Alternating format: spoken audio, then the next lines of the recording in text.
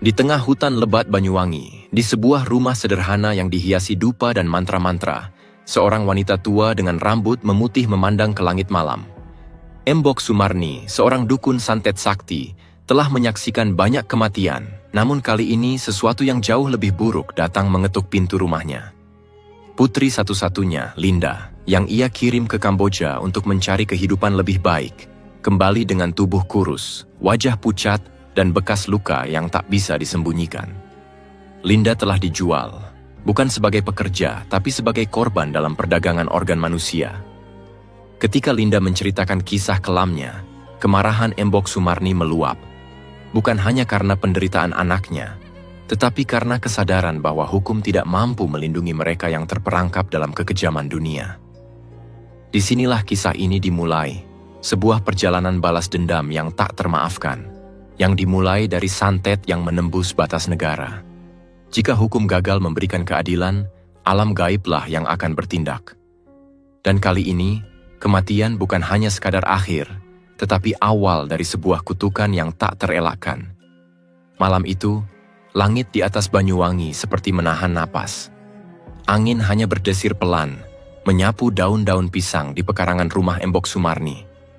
Di atas balai bambu, wanita tua berambut putih itu duduk bersila, memandangi foto satu-satunya anaknya, Linda. Linda adalah harapan sekaligus satu-satunya alasan Embok Sumarni menahan diri dari kembali menapaki jalan gelap yang dulu membesarkannya. Jalan sebagai dukun santet paling ditakuti di wilayah Timur Jawa. Sejak muda, Embok Sumarni sudah mewarisi ilmu leluhur yang bisa menundukkan energi alam dan menyalurkan kehendak lewat kekuatan tak terlihat. Tapi sejak melahirkan Linda, ia meninggalkan semua itu. Ia ingin anaknya tumbuh dalam dunia yang lebih bersih, lebih layak. Mak, Linda pengen kerja ke luar negeri. Jadi TKI. Di Kamboja, Mak. Katanya di sana gajinya besar. Bisa bantu Mak bangun rumah. Ujar Linda suatu sore. Senyumnya lembut, tapi sorot matanya menuntut persetujuan. Embok Sumarni terdiam lama. Ia tahu, dunia di luar sana kejam. Apalagi untuk perempuan muda seperti Linda, polos dan penuh semangat. Tapi ia juga tahu, tak ada ibu yang bisa menahan langkah anaknya selamanya. Kalau itu yang kau pilih, Ndok, Mak ikhlas, tapi janji, jangan lupa pulang. Ucap Embok Sumarni akhirnya, mengusap rambut anak gadisnya yang bersinar di bawah mentari petang. Linda pergi 2 minggu kemudian. Ia mengirim pesan seminggu sekali. Cerita-cerita ringan tentang pekerjaan rumah, majikan ramah, dan makanan yang mulai terbiasa di lidahnya. Embok Sumarni sedikit tenang, walau hatinya selalu gelisah. Tapi di bulan ketiga, pesan itu berhenti. Tak ada kabar. Nomor ponsel Linda tidak aktif. Hari demi hari, Embok Sumarni mulai membakar dupa setiap malam, memohon petunjuk. Tapi jawaban tak kunjung datang. Sampai pada suatu sore yang senyap, pintu rumahnya diketuk. Di balik pintu berdiri sosok kurus dengan mata cekung dan langkah gemetar. Wajahnya tirus, kulitnya pucat, tapi meski berubah, insting seorang ibu tak bisa tertipu. Linda, suara Embok Sumarni tercekat. Anak itu mengangguk pelan, lalu menangis dalam pelukan ibunya. Tubuhnya ringkih, seperti bayangan dirinya yang dulu cerah. Ketika Embok Sumarni membantunya duduk, ia melihat ada bekas sayatan rapi di pinggang kiri anaknya. Aku dibohongi, Mak, bisik Linda. Suaranya pelan, nyaris tak terdengar. Dengan isak tertahan, Linda menceritakan segalanya. Bagaimana ia dijanjikan pekerjaan sebagai pembantu rumah tangga di Phnom Penh, tapi malah dikurung di apartemen gelap. Di sana, ia bersama beberapa perempuan lain diperiksa oleh seorang pria berkacamata dan jas putih. Setelah itu, ia dibius, lalu terbangun di tempat berbeda, dalam kondisi tak berdaya. Satu bagian tubuhnya hilang. Bukan luka biasa, ia merasa hidupnya diambil sebagian. Yang lebih menyakitkan, setelah itu ia dibuang. Seperti barang rusak yang tak lagi berguna. Embok Sumarni mendengarkan semuanya dalam diam. Tangannya menggenggam keras lengan kursi bambu. Matanya menatap kosong ke depan, tapi dalam hatinya, badai sudah berkecamuk. Dunia telah menyakiti anak satu-satunya. dunia telah mengambil bagian dari Linda yang tak bisa dikembalikan. Ia tahu betul, hukum di negeri ini lambat. Terlalu banyak celah dan permainan. Tapi ia juga tahu, ada hukum lain. Hukum yang sudah lama ia kubur dalam dirinya. Malam itu, untuk pertama kalinya dalam 20 tahun, Mbok Sumarni membuka kembali laci di sudut dapur tua. Di dalamnya, tersimpan kain hitam beraroma kemenyan, sebuah kendi kecil berisi minyak lawas, dan segumpal rambut yang ia simpul sejak Linda lahir. Semua benda itu adalah bagian dari masa lalunya, bagian dari dirinya yang selama ini ia kubur demi hidup yang damai. Ia menyalakan dupa di tengah rumah, duduk bersila, dan mulai membaca mantra. Suaranya pelan, tapi menusuk ke dalam malam. Dari balik dinding bambu, bayangan-bayangan mulai muncul. Suara bisik-bisik terdengar, seperti roh-roh lama yang senang dipanggil kembali. Kalau hukum tak bisa menjangkau mereka, bisiknya sambil menatap api dupa, biar alam gaib yang bertindak. Keesokan harinya, 5 murid lamanya berdatangan satu persatu. Mas Jatmiko dari Situbondo, Mbak Sri dari Jember, Mang Paidi dari Probolinggo, Nyi Raras dari Blitar, dan Ki Darto dari Bondowoso. Mereka semua adalah mantan murid yang dulu Mbok Sumarni latih dalam ilmu santet tinggi, dan kini dipanggil kembali untuk sebuah misi, membalas kejahatan yang tak bisa dijangkau hukum manusia.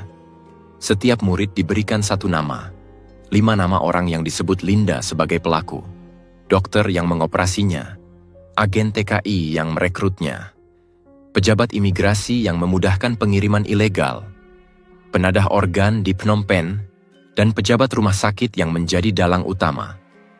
Bukan demi aku, kata Mbok Sumarni kepada mereka, tapi demi Linda dan semua anak muda yang diperlakukan seperti barang dagangan. Malam kembali sunyi, tapi di langit Banyuwangi, bintang-bintang seperti bergerak pelan, dan angin malam membawa bisikan yang tak biasa. Dunia mungkin tak tahu apa yang akan terjadi, tapi di balik tirai tak kasat mata, sebuah keadilan kuno telah mulai bergerak. Malam-malam di Banyuwangi seolah berubah sejak Linda pulang. Rumah kecil Mbok Sumarni yang biasanya tenang kini, sering diterpa hembusan angin dingin, bahkan saat musim hujan telah lama berlalu. Pohon-pohon bambu di sekitar rumahnya kerap berderik sendiri, seakan merasakan gelombang energi gaib yang mulai bangkit dari tempat peristirahatan. Mbok Sumarni sudah tak lagi banyak bicara. Sehari setelah Linda mengaku menjadi korban sindikat perdagangan organ, ia tak meneteskan air mata. Tidak pula meraung seperti ibu-ibu pada umumnya. Tapi matanya berubah. Tajam, tenang, dan menyimpan sesuatu yang jauh lebih mengerikan dari sekadar kesedihan. Ia membersihkan balai tengah, tempat dulu ia biasa mengajar para muridnya. Dibersihkannya dengan air bunga 7 rupa dan asap dupa cendana. Linda melihat semua itu sambil duduk diam di pojok ruangan. Tubuhnya masih ringkih, tapi hatinya tahu. Ibunya telah membuka kembali jalan yang dulu ia tutup demi hidup damai. "Mak," gumam Linda pelan, "apa yang Mak lakukan?" Mbok Sumarni menoleh, tersenyum tipis. Yang tak bisa dilakukan hukum akan dikerjakan oleh alam. Malam itu, Mbok Sumarni kembali melakukan ritual lama. Ia duduk bersila di atas tikar pandan, mengenakan selendang hitam, dan membentangkan kain mori putih di depannya. Di atas kain itu, ia letakkan 5 benda. Serpihan kaca, potongan kain dari baju Linda, sekeping uang logam dari Phnom Penh, sejumput tanah dari halaman rumah, dan selembar kertas bertuliskan 5 nama. Kelima nama itu ditulis Linda dari ingatannya. Samar tapi cukup jelas. Setiap nama disematkan pada satu lilin hitam, dinyalakan dengan api dupa yang menyala hijau keunguan, tanda bahwa alam gaib telah membuka gerbangnya. "Wahai roh leluhur, wahai yang tak kasat mata, datanglah malam ini, temui cucu keturunanmu. Aku tak minta kekayaan, tak minta kejayaan. Aku hanya ingin keadilan. Untuk anakku," gumamnya lirih. Di balik tirai malam, 5 bayangan muncul. Mereka datang dari arah yang berbeda, berjalan tanpa suara, membawa aura dingin yang menusuk tulang. Mereka adalah 5 murid utama Mbok Sumarni, para pewaris ilmu yang dulu ia lahirkan dari darah, air mata, dan amarah. Mas Jatmiko, lelaki berwajah tirus dan tatapan menusuk, dikenal sebagai ahli santet tubuh. Bisa menyakiti lawan dari dalam tanpa menyentuh kulit. Mbak Sri, perempuan kalem dengan rambut panjang terurai, ahli dalam santet berbasis boneka dan benda pribadi. Mang Paidi, bertubuh besar dan suara berat, menguasai santet angin kematian, menyerang lewat hawa yang tak terlihat. Nyi Raras, bermata tajam dan berlidah dua, mampu memanggil roh korban untuk dijadikan medium kutukan. Dan Ki Darto, lelaki sepuh beralis tebal, menguasai boneka kayu waringin, konon bisa mengendalikan nyawa dari kejauhan. Kelima murid itu berlutut di depan Embok Sumarni, bukan karena takut, tapi karena hormat. Mereka tahu, jika guru mereka sudah turun tangan, dunia akan berguncang. Saya panggil kalian bukan untuk balas dendam biasa, kata Mbok Sumarni tegas. Saya panggil kalian karena ini bukan soal Linda saja. Ini tentang semua anak-anak yang diperjualbelikan seperti barang, yang tubuhnya diambil dan jiwanya ditinggalkan. Kelima murid mengangguk. Satu nama untuk satu orang. Lanjutnya, menyerahkan gulungan kain kepada masing-masing. Tapi jangan lakukan hanya untuk membunuh. Lakukan agar arwah mereka tak bisa tidur. Biar mereka tahu, ada yang tak terlihat, tapi tak bisa dilawan. Malam itu, masing-masing murid berpencar. Mereka kembali ke tempat asalnya membawa nama dan media untuk ritual. Mereka tahu, ini bukan lagi ujian ilmu, tapi pengabdian pada guru, pada korban, dan pada keadilan yang tak digubris hukum. Sementara itu, Linda kembali ke kamarnya. Ia mencoba tidur, tapi setiap kali memejamkan mata, bayangan lorong gelap di Phnom Penh selalu hadir. Bau antiseptik, lampu menyilaukan, dan rasa dingin yang menyayat kulit saat ia terbangun tanpa sepotong dirinya. Semua itu terus menghantui. Di tengah malam, ia mendengar suara dari ruang tengah. Bukan suara ibunya, bukan pula suara murid-murid. Suara itu seperti desisan, lirih, memanggil, "Linda, Linda." Ia membuka pintu dan mendapati ibunya tengah duduk di antara 5 lilin yang nyalanya tak padam meski tak ada angin.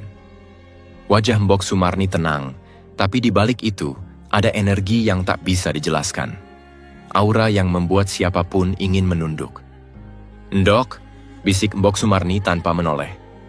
"Kau istirahatlah, sebab besok dunia akan mulai menerima balasannya." Linda menangis, tak tahu apakah itu lega atau takut. Tapi jauh di dalam hatinya, ia tahu. Ibunya bukan hanya menyelamatkannya. Ibunya telah memanggil kekuatan yang tak akan berhenti sebelum semua kejahatan itu dihukum.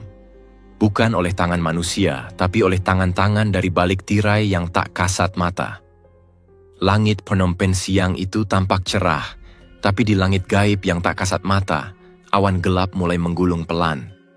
Tanpa disadari siapapun, takdir seseorang sedang diubah dari kejauhan. Mas Jatmiko menjejakkan kakinya di tanah Banyuwangi dengan mata terpejam. Tubuhnya berdiri menghadap barat laut, arah menuju Kamboja. Di sekelilingnya, lingkaran garam dan serpihan kaca dibentuk dengan sangat teliti. Di depannya, tergeletak foto seorang pria paruh baya berseragam rumah sakit. Di balik foto itu, nama tertulis dalam aksara merah yang hanya bisa dibaca oleh mata-mata terlatih dalam dunia gaib. Dr. Chan Futi. Tubuhmu menyayat tubuh anak manusia. Kini tubuhmu akan bicara atas dosa yang tak terucap, bisik Mas Jatmiko. Di tangannya sebilah keris kecil dari tulang kelelawar hutan yang telah dibersihkan dengan air kembang malam Jumat Kliwon. Ia mengiris sedikit kulit tangannya sendiri, meneteskan cairan gelap ke dalam tempurung kelapa yang sudah diisi campuran bunga bangkai dan rambut korban sindikat terdahulu. Bau anyir menyengat seketika, tapi bagi seorang dukun tingkat tinggi seperti dia, itu aroma kemenangan. Lalu, ritual dimulai. Ia membacakan mantra dalam bahasa Jawa kuno yang sudah tak lagi dipahami orang awam. Di seberang sana, ribuan kilometer dari tempat itu, Dr. Chan, yang saat itu sedang bersiap untuk masuk ke ruang operasi, mendadak merasakan hawa panas menyelusup ke tengkuknya. Ia mengira itu hanya karena kelelahan, sebab sejak pagi ia sudah menangani 2 pasien spesial, calon penerima organ. namun tubuhnya terasa aneh. Ketika ia mengambil skalpel dan bersiap mengiris kulit pasien, tangannya gemetar. Alat di tangannya terjatuh. Keringat dingin mulai membasahi pelipisnya. "Dokter, are you okay?" tanya perawat. Ia mengangguk cepat, tapi wajahnya pucat. Ia keluar dari ruang operasi dan menuju toilet. Di sana, ia membuka jas dokternya, merasakan dada berdebar hebat. Ketika ia melihat ke cermin, dia terkejut. Cermin itu memantulkan sesuatu yang tak masuk akal. Tubuhnya sendiri mulai memerah, seperti terbakar dari dalam. Tak ada luka, tak ada goresan, tapi urat-uratnya tampak menonjol, matanya memerah, dan bagian perutnya terasa seperti diremas dari dalam. Ia memegangi pinggangnya, bagian yang sama dengan tempat ia biasa mengoperasi para korban. Ia terduduk, berusaha bernapas, tapi setiap hembusan udara membuat rasa nyeri itu kian tajam, seperti tubuhnya hendak robek tanpa ada yang menyentuhnya. Sementara itu di Banyuwangi, Mas Jatmiko tersenyum tipis. Di depan tempurung kelapa, cairan di dalamnya mulai mendidih sendiri, lalu memercik ke udara dan memunculkan aroma hangus. Ia menaburkan abu dupa terakhir dan menyelesaikan mantranya. "Bukan hanya jasadmu, tapi juga nama dan warisanmu akan lenyap," ucapnya, menyegel ritual itu. Kembali ke Phnom Penh. Kabar menyebar cepat. Dr. Chan ditemukan tak sadarkan diri di lantai toilet dengan posisi meringkuk. Wajahnya penuh luka dalam tanpa ada benda tajam yang terlihat. Perawat yang membantunya pun trauma. Mereka bersumpah ketika Dr. Chan ambruk, semua lampu di lorong mati seketika selama 2 menit. Dan suara tangisan terdengar entah dari mana. Rumah sakit panik.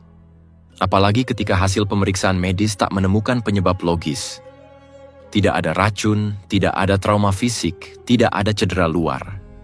Tapi organ dalam tubuhnya bengkak, seperti meledak dari dalam. Media Kamboja mulai berspekulasi.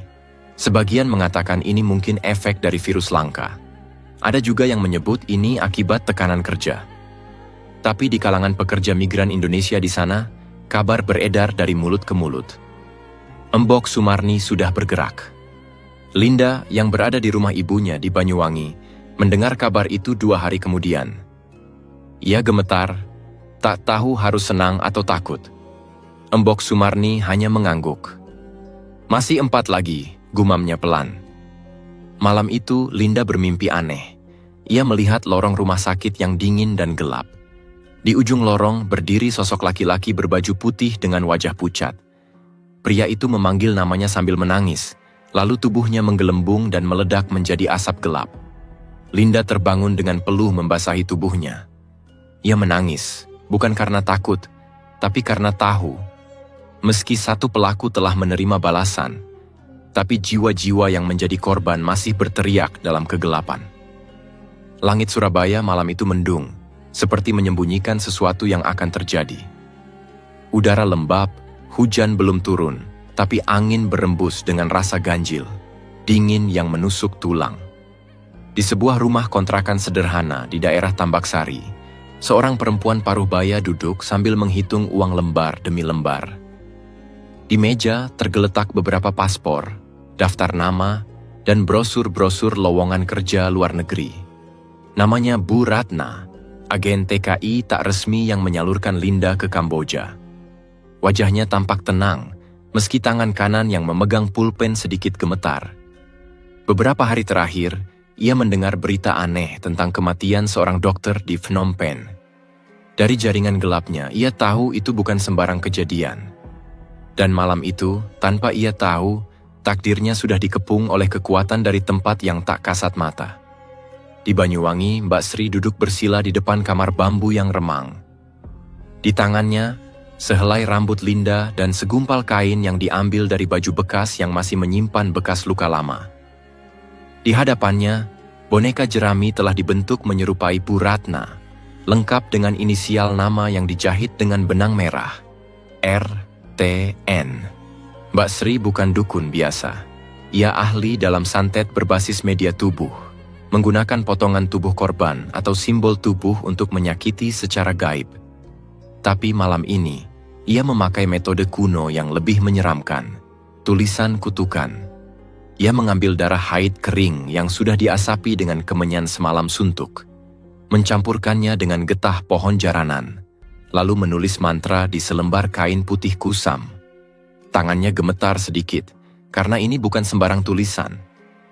Mantra ini akan menempel di ruang hidup korban, muncul tak bisa dihapus, sebagai tanda bahwa kutukan sudah jatuh dan tak bisa dibatalkan. Setelah semua siap, ia menusukkan jarum ke kepala boneka jerami itu 3 kali.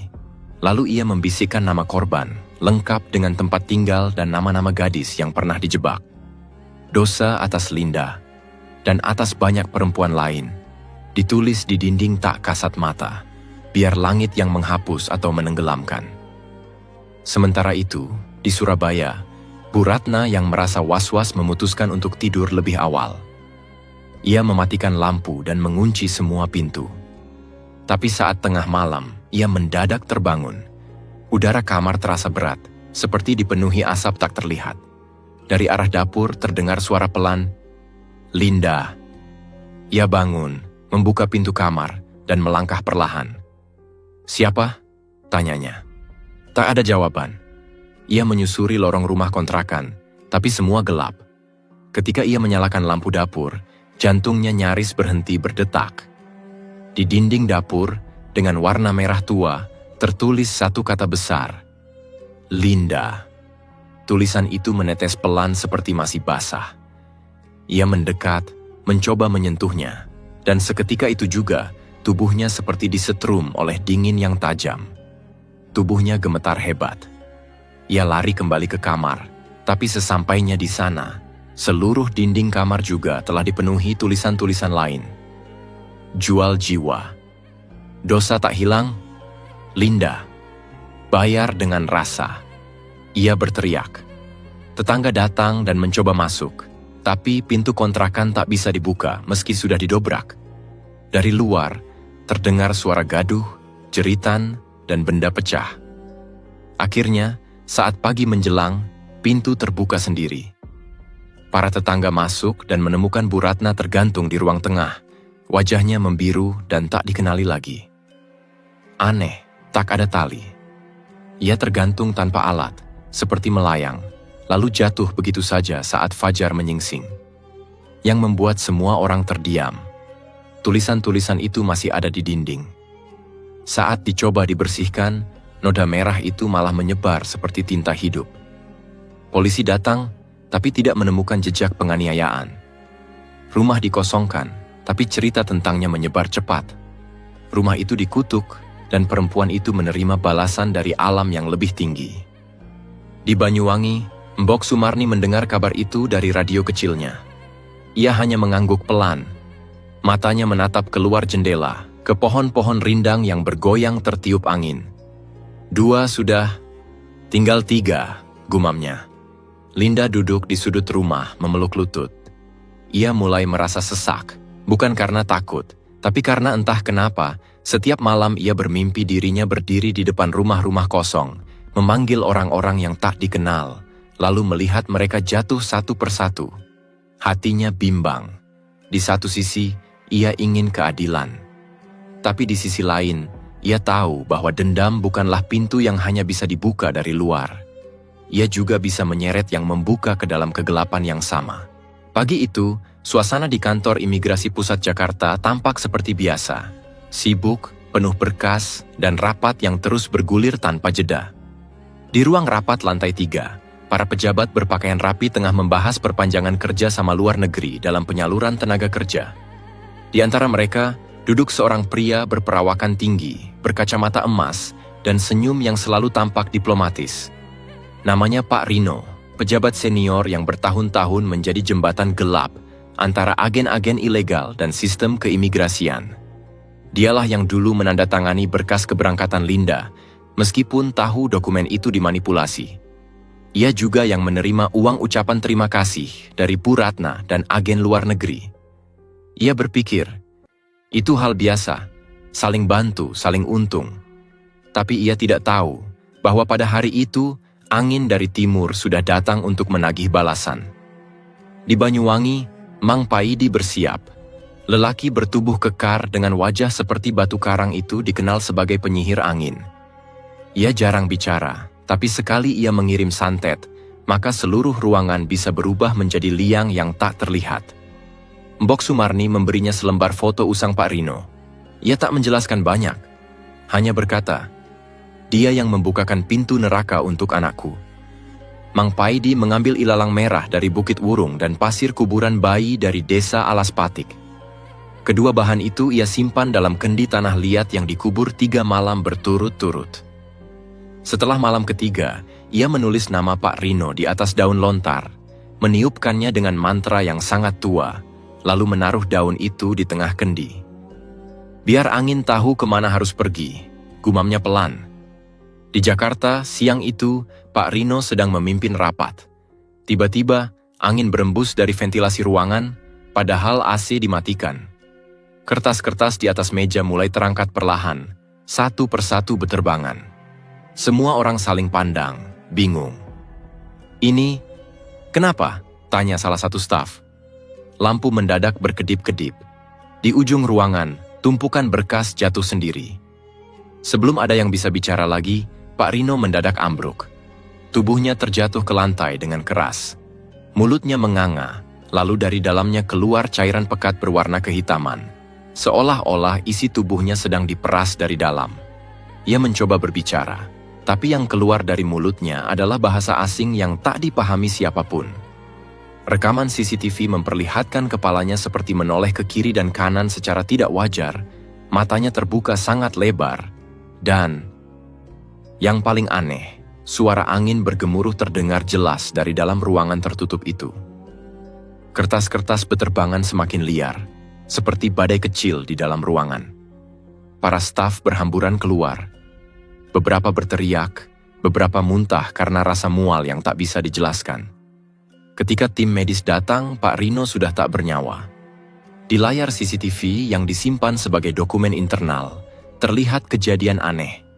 Sebelum ambruk, Pak Rino menatap ke pojok ruangan kosong, dan kamera menangkap bayangan hitam melintas cepat seperti asap. Beberapa pihak mengira ia mengalami serangan jantung. Namun hasil autopsi internal menunjukkan organ dalamnya mengalami penyempitan dan pecah dalam waktu bersamaan, tanpa luka luar. Berita itu tak pernah disiarkan secara luas, tapi desas-desus mulai menyebar.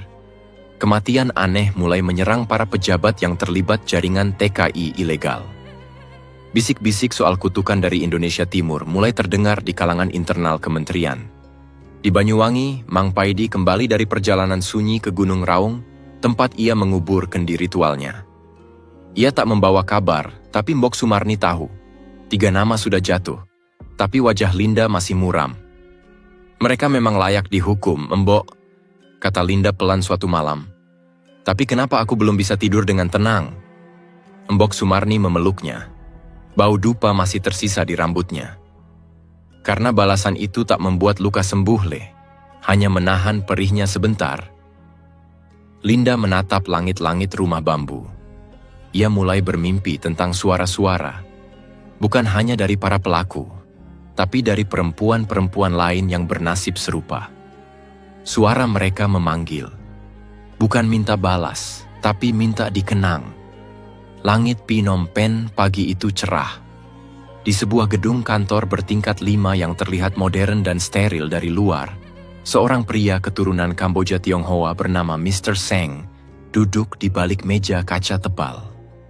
Ia adalah direktur dari sebuah perusahaan logistik medis yang selama ini menyelundupkan organ tubuh manusia, termasuk ginjal Linda, ke pasar gelap Asia Tenggara. Ia dikenal cerdas, tenang, dan tak tersentuh. Banyak pejabat lokal dan pengusaha besar yang dilayaninya. Ia tak pernah takut akan hukum. Dunia telah membuatnya kebal, namun ia lupa satu hal. Tidak semua balasan datang dari dunia yang bisa ia lihat. Di Banyuwangi, Mbok Sumarni menghadap ke timur. Angin laut membawa bisikan halus yang hanya bisa didengar oleh telinga yang peka. Di hadapannya berdiri seorang wanita berkerudung hitam, Nyi Raras, murid yang dikenal sebagai pemanggil roh-roh gentayangan. Dulu, ia seorang perawat sebelum berhenti setelah kehilangan anaknya akibat malpraktik. Panggil yang pernah diambil, kata Mbok Sumarni. Nyi Raras mengangguk. Di tengah hutan kecil dekat pantai Grajagan, ia menggali tanah merah dan menanam 7 batu nisan kecil. Di setiap nisan tertulis satu nama. Nama-nama perempuan muda yang menghilang setelah dikirim ke luar negeri, termasuk sahabat Linda yang tak pernah kembali. Di atas masing-masing batu nisan, Nyi Raras menyalakan lilin hitam dan menaburkan bunga telon serta serpihan tulang ayam cemani. Mantra dibacakan. Tak keras, tapi dalam. Tak cepat, tapi memanggil. Suara angin mulai berubah, menjadi desir lirih tangisan. Saatnya kalian bicara, bisik Nyi Raras. Malam itu di Phnom Penh, Mr. Seng pulang lebih awal. Langkahnya pelan di lorong gedung lantai 5 yang biasanya sunyi. Tapi malam itu, sesuatu terasa lain. Lampu ruangan berkedip-kedip meski genset baru saja diganti. Komputer menyala sendiri, layar berganti-ganti dokumen tanpa perintah. Ia masuk ke kantornya. Semuanya tampak normal. Tapi ketika ia duduk, kursinya berderit keras, seolah ada orang lain yang baru saja meninggalkannya. Ia membuka laci. Di dalamnya, ada kertas asing, seperti dokumen medis. Tapi ketika dibaca, isinya hanya satu kalimat dalam bahasa Vietnam kuno. Kami masih di sini. Tiba-tiba lampu padam, dan dari dalam kaca jendela, terlihat bayangan puluhan tangan kecil menempel dari luar. Bukan tangan manusia biasa, tapi pucat, tipis, dan seperti berlumur tanah. Mr. Seng terpaku. Ia berlari ke pintu, terkunci. Suara ketukan pelan terdengar dari segala arah. Tak ada yang masuk, tapi udara dalam ruangan mulai dingin dan sesak, seperti sedang berada di dalam peti mati. Esok paginya, pegawai kantoran yang datang lebih awal menemukan pemandangan aneh. Mr. Seng duduk di kursinya, tegak dan kaku. Matanya terbuka lebar, menatap kosong ke arah langit-langit. Bibinya membiru. Tangannya mencengkeram sandaran kursi begitu kuat sampai kuku-kukunya terlepas. Yang paling mengejutkan, dinding kaca di belakang kursinya dipenuhi bekas cap tangan kecil, tak bisa dihapus meski dibersihkan berkali-kali. CCTV merekam saat komputer di ruangan itu menyala sendiri, lalu menampilkan gambar-gambar medis dari organ-organ manusia yang pernah diproses oleh perusahaannya. Namun, di akhir rekaman, layar berubah menjadi hitam dan hanya menampilkan satu nama, Linda. Kabar itu menyebar cepat di kalangan bisnis ilegal, meskipun media resmi tidak pernah memberitakannya. Beberapa rekan bisnis Mr. Seng membatalkan perjanjian. Pasar gelap Phnom Penh sepi seketika. Orang-orang mulai berbisik tentang kutukan dari Indonesia. Beberapa mengaitkannya dengan kematian dokter dan pejabat sebelumnya. Tapi tak ada yang bisa membuktikan apa-apa. Polisi setempat menyebutnya kematian karena syok mendadak akibat tekanan kerja. Namun, beberapa saksi mengaku mendengar suara anak kecil menangis dari dalam ruang kantor malam sebelumnya. Di Banyuwangi, Nyi Raras kembali dari semedi. Matanya sembab, bukan karena lelah, tapi karena ia turut merasakan penderitaan roh-roh itu. Ia tidak hanya memanggil mereka, tapi menampung luka mereka dalam hatinya. Mereka tidak ingin balas dendam, Mbok, katanya. Mereka cuma ingin didengarkan. Mbok Sumarni mengangguk, namun wajahnya tetap tegas. Kita sudah terlanjur membuka jalan. Dunia ini terlalu sering diam. Kalau kita tak bicara, mereka akan dilupakan. Linda mendengarkan percakapan itu sambil memegangi buku catatannya. Dalam diam, ia mulai menuliskan semua nama yang disebut Nyi Raras. Nama-nama perempuan yang tak pernah sempat pulang. Namanya Dr. Chandara, seorang direktur administrasi di rumah sakit terbesar Phnom Penh. Ia bukan hanya administrator biasa. Dialah yang meloloskan dokumen legalisasi operasi ilegal, memuluskan jalur transportasi organ, dan menghapus rekam medis pasien-pasien yang menghilang setelah disedot kekayaannya dari dalam tubuh. Ia berdasi rapi, tersenyum sopan di konferensi, dan dicintai para investor asing.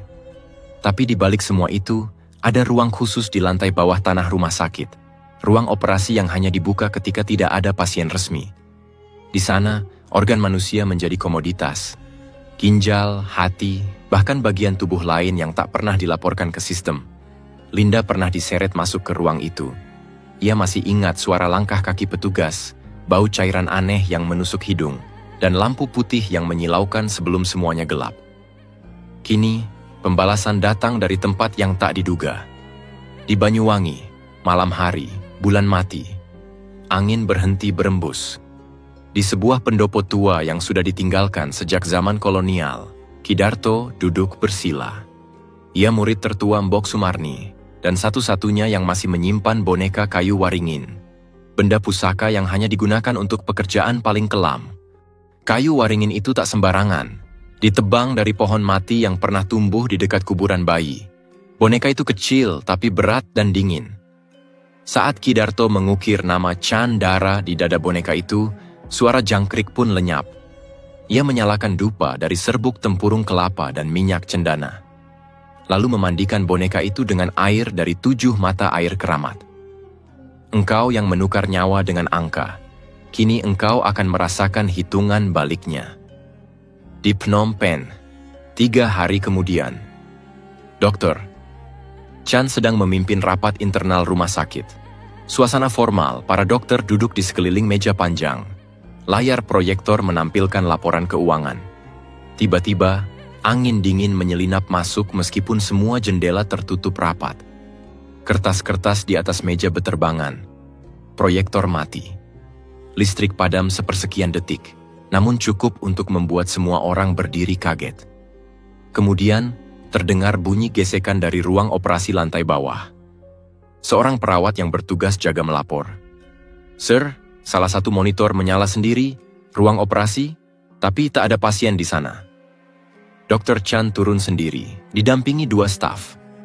Mereka membuka pintu ruang operasi yang terkunci secara otomatis. Begitu pintu terbuka, lampu ruang menyala terang, meskipun saklarnya belum disentuh. Di tengah ruangan, tergantung sebuah boneka kayu, berputar perlahan dari plafon. Tak ada tali, tak ada alat gantung, hanya melayang. Darinya menetes cairan hitam seperti tinta, membentuk jejak ke lantai dan mengalir hingga ke ujung kaki dokter. Chan. Detik itu juga tubuh dokter. Chan tersentak ke udara, seolah ditarik kekuatan tak terlihat. Ia melayang beberapa detik di depan mata para staf, lalu jatuh mendadak, menghantam lantai keras. Mulutnya terbuka lebar, keluar cairan kental pekat dari mulut, telinga, dan hidungnya. Wajahnya pucat, matanya membelalak, sementara tulang-tulang tubuhnya seakan terkunci dalam posisi bengkok. CCTV ruangan merekam semuanya, dan video itu, entah bagaimana, bocor ke media sosial Kamboja dalam waktu 1 jam. Video itu tanpa suara, tapi semua yang menonton mengaku mendengar suara perempuan menangis dalam hati mereka saat menontonnya. Media resmi. Bungkam. Namun jagat maya terbakar. Banyak yang mengira itu fenomena supranatural atau efek kimia. Beberapa akun anonim menyebutkan kutukan dari Indonesia dan mengaitkan dengan kematian dokter dan agen sebelumnya. Satu hal yang mengerikan, semua korban meninggal dalam kondisi terbuka matanya, seolah dipaksa untuk menyaksikan ulang semua dosa mereka. Mbok Sumarni diam di balai bambu. Ia tahu, ini bukan hanya tentang Linda lagi. Dendam ini telah menjadi saluran bagi semua jiwa-jiwa tertindas yang selama ini tak sempat bersuara. Namun, saat malam datang dan embun turun, Linda mulai bicara dalam tidur. Kalimatnya bukan dalam bahasa yang dikenalnya. Ia menyebut nama-nama asing yang tidak pernah ia dengar, tapi terdengar seperti panggilan dari tempat yang jauh, penuh luka. "Bu, mereka belum semua," bisik Linda suatu malam, dalam kondisi setengah sadar. Mbok Sumarni memeluknya. Ia tahu, balas dendam tidak selalu menutup luka. Kadang ia justru membuka lebih banyak luka baru. Setelah pembalasan yang begitu mengguncang, Linda pulang ke rumah Mbok Sumarni di Banyuwangi. Ia kembali ke desa dengan tubuh yang lelah dan pikiran yang jauh lebih berat dari saat ia berangkat ke Kamboja. Namun, meski semua orang mengira ia sudah selamat, ada sesuatu yang tak pernah benar-benar pulih. Linda tak bisa tidur tanpa mimpi buruk. Setiap malam, ia terbangun dengan napas terengah-engah. wajah basah oleh keringat dingin. Ia merasa seperti ada yang selalu mengamatinya, melayang di sekitarnya. Suara-suara itu datang dalam mimpinya, suara tangisan, teriakan yang tak pernah ia pahami sepenuhnya. Mimpi-mimpi itu adalah potongan-potongan ingatan tentang korban-korban yang telah meninggal karena perdagangan organ. Wanita-wanita yang wajahnya pucat, tubuhnya terkulai, dan matanya yang kosong.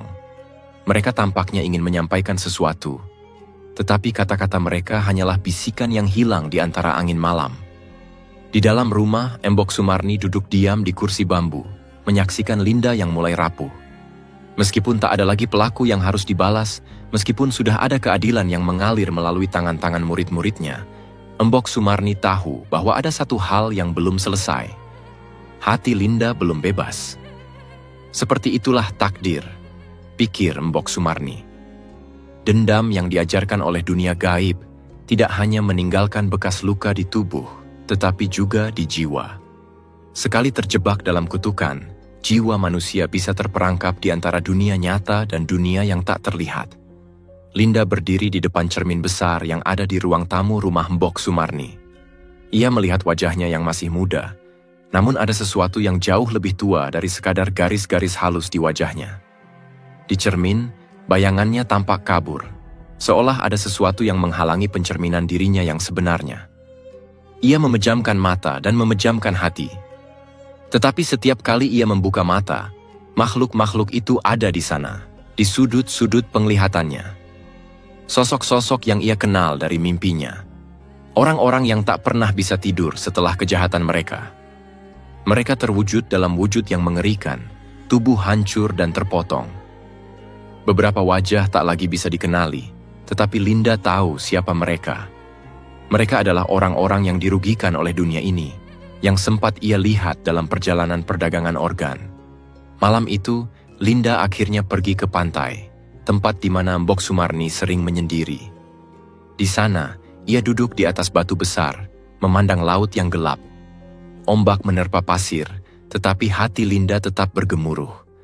Dalam diam, ia merasakan sebuah kekosongan yang tak bisa diisi. Di dalam hatinya ada kegelisahan tentang apa yang telah ia lakukan. Apakah balas dendam benar-benar mengakhiri penderitaannya? Ataukah itu justru membuatnya terjebak dalam lingkaran kekerasan dan kesakitan yang tiada habisnya? Di kejauhan, Embok Sumarni datang mendekat. Ia duduk di samping Linda, memandang laut yang sama. "Kenapa kamu masih gelisah, Linda?" tanya Embok Sumarni dengan suara lembut. Linda menunduk. "Aku tak bisa lepas dari mereka, Bu. Mereka terus datang. Mereka selalu ada di dalam mimpiku, di dalam pikiranku." Embok Sumarni menghela napas panjang. Dendam itu tak hanya membuat orang lain tersiksa, tapi juga menghancurkan mereka yang membawanya. Kamu tak bisa menghentikan mereka dari dunia yang sudah tak ada lagi untuk mereka, Linda. Linda menatap Embok Sumarni dengan tatapan kosong. "Tapi bagaimana jika aku masih merasa bertanggung jawab? Bagaimana jika aku masih merasakan beban itu setiap hari?" Keesokan harinya, Embok Sumarni mengumpulkan beberapa muridnya. Mereka duduk bersila di halaman rumah yang dikelilingi pohon jati. Di tengah mereka, ada sebuah kotak kayu yang telah dipenuhi dupa dan daun-daun kering. Embok Sumarni memimpin doa, mengingatkan para murid bahwa meskipun mereka telah menyelesaikan tugas mereka, kini saatnya untuk mengakhiri penderitaan yang lebih dalam, penderitaan di dalam hati. Ada kalanya balas dendam tak cukup hanya dengan tindakan. Kita harus menuntaskan luka di dalam diri kita, kata Embok Sumarni. Nyi Raras, yang telah berperan penting dalam proses balas dendam, menatap Linda dengan penuh perhatian. "Linda, kita mungkin bisa membebaskan mereka yang telah pergi, tetapi kita juga harus membebaskan dirimu sendiri." Malam hari, di tengah ritual pembersihan, Linda duduk di bawah pohon beringin, menutup matanya. Ia merasa seperti ada sesuatu yang meresap ke dalam dirinya. Ada perasaan yang tidak bisa ia jelaskan, seperti perasaan yang sangat dalam. Seperti suara-suara itu kini tidak datang untuk menuntut balas, tetapi untuk meminta pengampunan. Tangan Linda gemetar. Ia mendekatkan telapak tangannya ke dada, merasakan detak jantungnya yang berdebar kencang. Tak lama kemudian, suara-suara itu berhenti. "Henning, Ia membuka matanya dan melihat sebuah cahaya lembut yang datang dari dalam dirinya, seolah-olah dunia yang gelap kini diterangi oleh kedamaian yang mulai meresap ke dalam hatinya. Berita kematian Dr. Chandra dan para pelaku lainnya cepat tersebar ke seluruh dunia. Namun anehnya, tak ada satupun penjelasan resmi yang diberikan oleh pihak berwenang di Kamboja atau Indonesia. Media lokal dan internasional yang biasanya cepat mengaitkan setiap kejadian tragis dengan teori konspirasi atau spekulasi, kini tampak terdiam. Seolah ada tangan tak terlihat yang menekan lidah mereka, membuat mereka tak bisa berkata apa-apa. Di Kamboja, tekanan politik begitu kuat.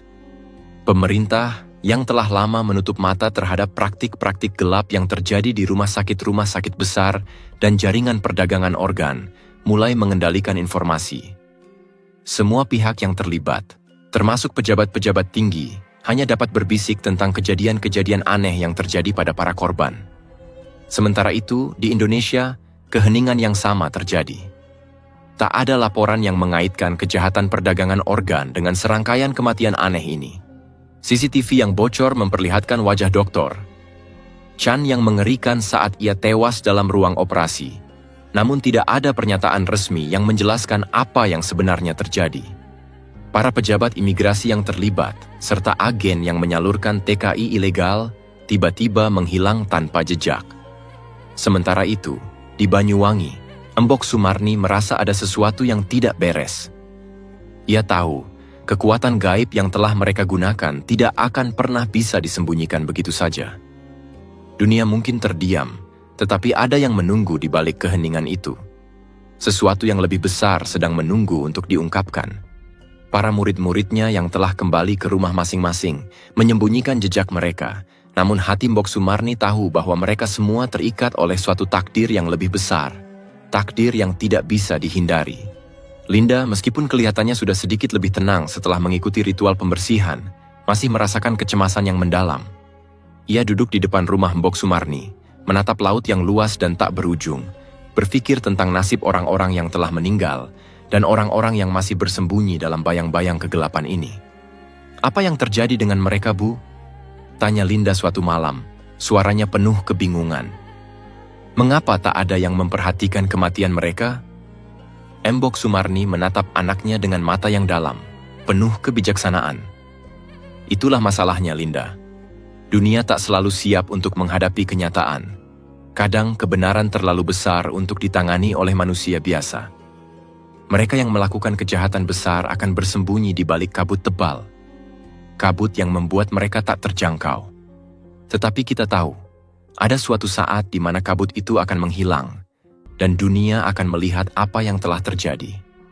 Di media sosial, kehebohan terus berkembang. Sejumlah video amatir yang menggambarkan kejadian-kejadian aneh di rumah sakit Kamboja dan Surabaya mulai viral. Meski video-video tersebut dipenuhi spekulasi dan teori liar, satu hal yang pasti, semua orang tahu ada sesuatu yang tak beres. Para netizen menyebutnya kutukan dari Indonesia. Meski tidak ada bukti konkret yang bisa mengaitkan semua kejadian tersebut dengan satu sumber. Namun ada satu hal yang membuat banyak orang terkejut. Video rekaman CCTV yang memperlihatkan Dr. Chan melayang di ruang operasi sebelum akhirnya jatuh dan mati dengan cara yang tak wajar. Rekaman ini memicu perdebatan sengit di seluruh dunia maya. Beberapa berteori bahwa itu adalah hasil dari virus baru yang menginfeksi sistem saraf, sementara yang lain mengklaim itu adalah fenomena supernatural. Tidak ada yang benar-benar tahu apa yang terjadi, tetapi ketegangan semakin meningkat. Pemerintah Kamboja dan Indonesia, yang awalnya memilih untuk tidak memberikan klarifikasi apapun, akhirnya mulai mengambil langkah untuk menutup semua saluran informasi. Mereka menahan semua media yang mencoba meliput kejadian-kejadian tersebut. Pihak berwenang juga mulai menyelidiki kemungkinan adanya operasi penyelundupan informasi oleh pihak luar yang berusaha mengungkapkan kebenaran. Tapi meskipun demikian, satu hal tetap jelas. Semua orang merasa takut. Tak lama kemudian, semua murid Mbok Sumarni yang terlibat dalam serangkaian santet itu menghilang tanpa jejak. Tidak ada yang tahu kemana mereka pergi, dan mereka tidak meninggalkan petunjuk apapun. Hanya Mbok Sumarni yang tetap berada di rumahnya, menunggu sesuatu yang lebih besar, sesuatu yang masih belum terungkap. Linda, meskipun terluka, masih merasa kebingungan dan kosong. Ia merasakan keheningan dunia di sekitarnya. Semua yang terjadi terasa seperti mimpi yang tak berujung. Kejadian-kejadian aneh yang datang seperti petir, menghancurkan segala sesuatu yang ia kenal. Para pelaku telah mati, namun luka di dalam hatinya masih belum bisa sembuh. Ia merasakan kehadiran mereka, roh-roh yang tak bisa tenang. "Apa yang harus aku lakukan, Bu?" Linda bertanya, suaranya penuh keraguan. "Apakah kita benar-benar menyelesaikan semuanya? Apakah mereka sudah mendapatkan balasan yang seharusnya?" Embok Sumarni, meskipun tak mengatakan sepatah kata pun, menatap langit malam yang gelap. Ia tahu bahwa dunia ini penuh dengan ketidakpastian. Namun ada satu hal yang pasti. Keadilan selalu datang dengan cara yang tak terduga, dan meskipun dunia berusaha menutupinya, kebenaran akhirnya akan muncul. Itu adalah hukum alam yang tak dapat dihentikan. Sudah 2 bulan sejak kejadian-kejadian misterius itu mengguncang dunia. Linda masih tinggal di rumah Embok Sumarni. Meskipun keheningan yang telah lama menyelimuti kehidupannya kini semakin terasa mencekam. Sesekali, ia keluar rumah, tetapi tak pernah jauh. Setiap kali ia berusaha kembali menjalani hidup normal, bayangan masa lalu terus mengikuti. Bahkan saat malam datang, suara-suara yang ia dengar dalam mimpi kembali menghantuinya, tak pernah benar-benar hilang. Di luar, angin laut terus berhembus, membawa bau asin yang mengingatkan pada masa kecilnya yang damai. Namun, di dalam hati Linda, ada kesepian yang tak bisa dihindari. Kepergian para pelaku, dengan cara yang tak manusiawi, memang memberi rasa kelegaan. Tetapi ada satu hal yang masih mengganggu pikirannya. Apakah ini semua benar-benar berakhir? Di bale bambu di halaman rumah, Embok Sumarni duduk sendiri, memandangi api dupa yang perlahan menghilang dalam udara malam. Wajahnya yang keriput menunjukkan kedalaman pemikiran, seolah ia sedang memikirkan sesuatu yang jauh lebih besar dari sekedar balas dendam atau keadilan. "Linda," suara Embok Sumarni terdengar berat, penuh kebijaksanaan. Linda, yang sedang duduk di luar, menoleh dan mendekat. Dendam memang bisa memuaskan hati kita untuk sementara waktu, tetapi itu tidak pernah menyembuhkan luka kita. Luka dalam jiwa jauh lebih berbahaya daripada luka fisik. Dendam ini mungkin memang sudah selesai, tapi luka yang ia tinggalkan tetap ada. Linda menatap Embok Sumarni dengan penuh kebingungan. "Apakah itu berarti semua yang telah kita lakukan sia-sia, Bu?" Embok Sumarni tersenyum tipis, namun matanya tetap tajam, penuh makna. "Tidak, Linda. Apa yang kita lakukan adalah untuk menegakkan keadilan, bukan untuk menghapus kesalahan mereka. Namun kita harus belajar memaafkan, bukan untuk mereka, tetapi untuk diri kita sendiri. Hanya dengan memaafkan, kita bisa menghilangkan beban ini." Linda menundukkan kepala, mencoba mencerna kata-kata Embok Sumarni. Ada perasaan berat yang masih mengendap di dadanya, tetapi ia tahu. Entah bagaimana, pembebasan sejati bukanlah tentang melanjutkan hidup tanpa beban, melainkan menerima kenyataan dan merelakan. Beberapa hari kemudian, Embok Sumarni mengundang para muridnya yang tersisa untuk berkumpul kembali di rumahnya. Mereka duduk dalam lingkaran, tidak ada kata-kata yang keluar, hanya kedamaian yang mencekam.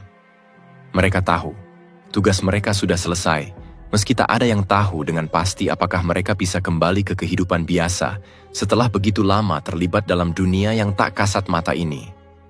"Semua ini tidak bisa dibayar dengan apapun," kata Kidarto, salah satu murid yang telah mengirimkan santet ke rumah sakit di Kamboja.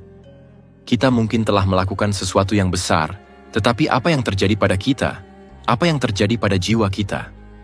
Embok Sumarni mengangguk. Dunia kita, dunia yang tak terlihat ini, bukanlah tempat yang mudah dimengerti. Kita hanya menjalankan peran kita dalam takdir yang lebih besar.